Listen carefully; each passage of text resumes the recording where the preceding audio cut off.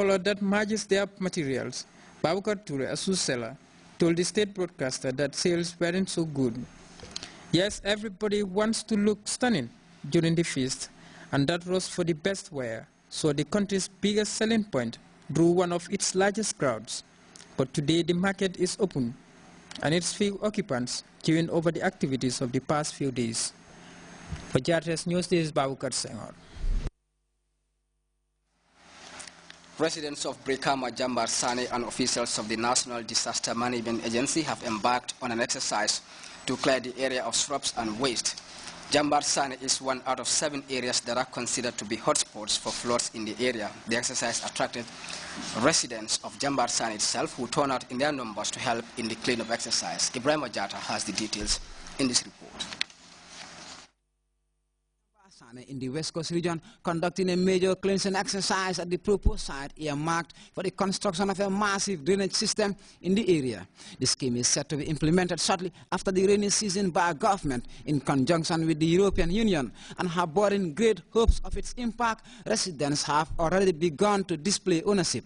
This particular area in Brikama is considered as a major hotspot for floodings. Inundations here leaves residents with little choice but to evacuate temporarily. Torrential showers ingest houses, foodstuff and other valuables. The imminent project could change all this, and locals are in great anticipation.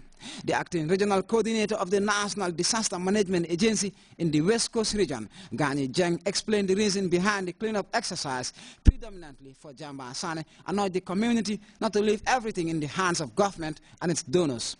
The participants are going to be from the area where the hotspot is.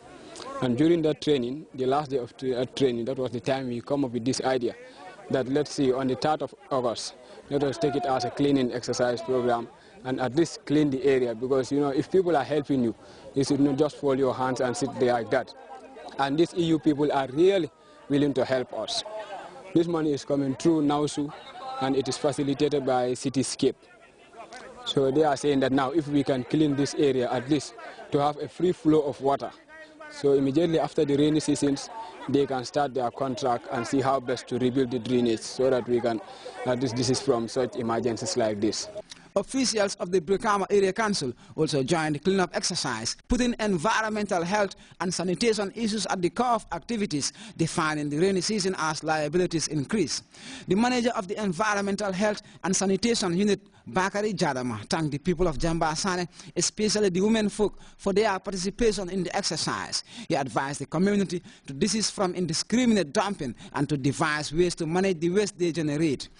The Brikama Area Council is mandated by Local Government Act 2002 to make sure that the environment of West Coast, I mean starting from Kalaji to Katong, is kept clean.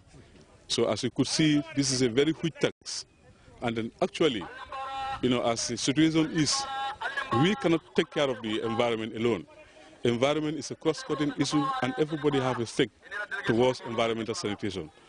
So as a result, we sometimes go out to the air and talk to the people as to how to keep their environment clean. Changing to adopt healthy attitudes and habits towards the environment is key for Lamin Kani, the public health officer at the Brikama Health Center. It can serve as a reservoir for breeding point for water-related vectors like malaria. And also, if we don't control our kids, you know, to get into this water, they can also develop a condition called schistosomiasis. And what is that one? Yeah, schistosomiasis, it can be, you know, recognized by, you know, blood in urine, you know, and is a very, you know, major health problem. And also they can also acquire skin infections as a result of getting into this innoxious water. It is against public health, and even it is unsightly. It is not friendly to see this. Pamane, the councillor of Nyambai Ward, was all praised for his people and the stakeholders who made the exercise a reality. He called on his people to manage their waste properly and avoid dumping litter into gutters, whilst expressing gratitude to the European Union for what he called a huge support that he hopes will put the area's troubles to rest. Emulating the initiative taken by the people of Jambar Sane, especially in settlements considered to be hotspots for floods, could definitely bring some improvement to mitigation efforts, getting to put disasters caused by heavy downpours at bay. It will save lives, lodgings and essential valuables. Ibrahim Ajata, GRTS.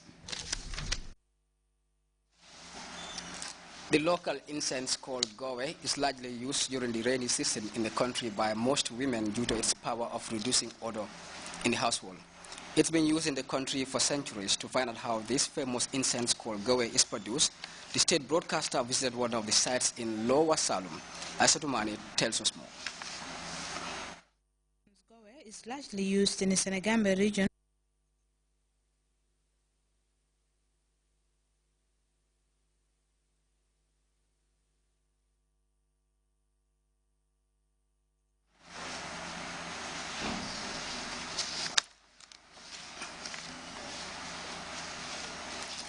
Well, we seem to be having a problem with that report. We'll now take our first break. We'll be back with news from outside the Gambia and other stories. Stay tuned.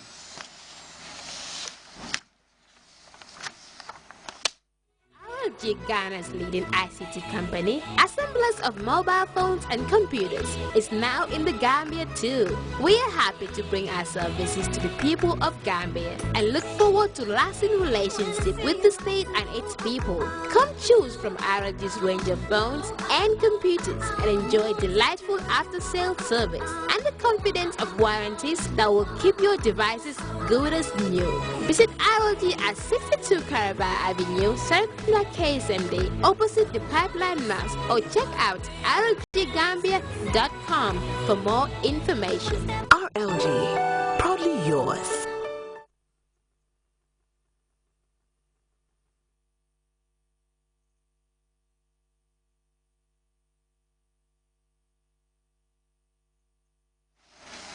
We apologize for that. Back to our earlier mentioned story on the gowe. The locally incense product is largely used during the rainy season in the country by most women due to its power of reducing odor in the household. It has been used in the country for centuries. To find out how this famous incense called gowe is produced, the state broadcaster visited one of the sites in Lower Salum. Asatumani has details in this piece. Is largely used in the Senegambia region, especially during the rainy season due to its capacity of reducing odor. The gowe can be reproduced in several forms by adding spray, roasting it, or even using it in its dry form. In whatever way it is, it can be found in our markets and houses in various forms. The gowe incense is just normal grass that likely grows in swampy areas. These women who engage in the processing of the incense identify the ideal type of grass for use in the preparation of gowe. As it is seen, this is the very grass the incense seed comes from. The place is very muddy, making it difficult for them to work properly. They have their tools in digging up the incense, which takes several hours before they get enough. A day routine which sounds very tiring, but these women have to do this to make ends meet. The process, as Aji Awacham explains, is not easy, as they barely work without enough tools, and it requires strength as the digging alone is hectic. Even though they work during the rainy season, work for them is easier in the dry season. The likes of Ami Bayo prefer digging around the water area. According to her, it's easier to dig. After having dug the incense, they wash it in the waters, clean themselves before heading offshore. After washing the incense, our Thure explains that there are two types of gowe. One is dark in color due to the water, and the other is offshore, which usually is red and hard to get, but the scent is always the same. Having worked the whole day, they are now set to go offshore, where they burn the incense with its sticks. This is how they endure the uncomfortable smoke from the fire, while fanning down the flames of maintaining an all-around burn. They will pick the incense and pound it in a mortar to clean it. The final part is winnowing, and the gowe incense is set for the market. It is easy buying and lighting the famous gowe in our houses, but this is the routine these women endure every day to make ends meet and pay for their children's education. For GRTS News, I am Asatumani. Well, from that rather tedious work there, we take another break. News from outside the Gambia comes next.